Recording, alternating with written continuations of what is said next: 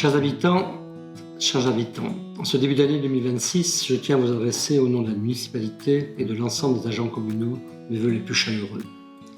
Que cette nouvelle année soit pour chacune et chacun d'entre vous une année de santé, de sérénité et de projets partagés, en espérant que notre pays retrouve un peu de stabilité dans les prochains mois.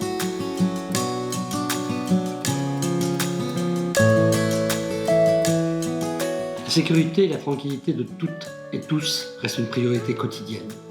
Les services municipaux, la police et nos partenaires institutionnels poursuivent leur travail coordonné pour assurer une présence de proximité attentive aux besoins du terrain.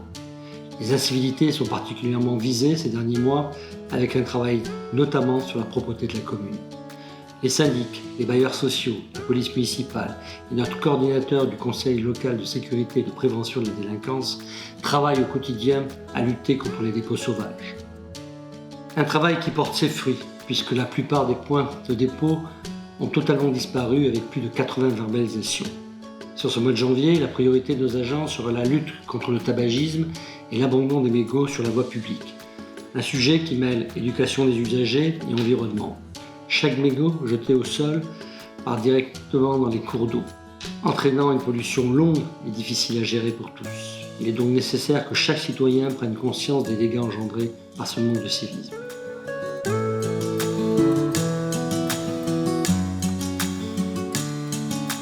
L'éducation est toujours au cœur de notre vie locale.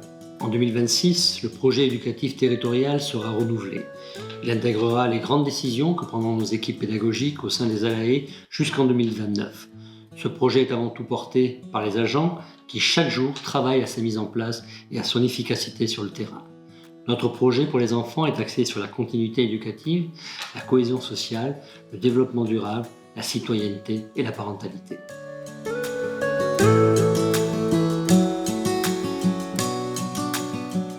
Chacun à son niveau peut agir pour préserver notre cadre de vie.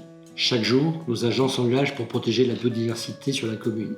Les plantes et les arbres choisis le sont pour leur capacité à résister au changement climatique. Les projets et bâtiments sont désormais pensés pour mieux réguler la température et réduire la consommation d'énergie.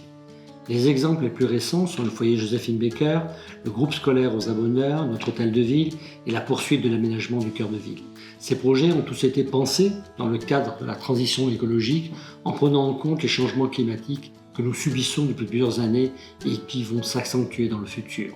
L'isolation, le chauffage, l'éclairage, le verdissement de tous ces projets ont été la priorité afin de mieux préparer l'avenir.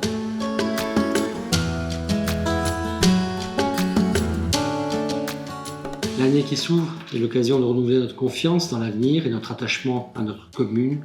Je vous souhaite à toutes et à tous une très belle année 2026, riche de solidarité, d'écoute et d'espoir partagé.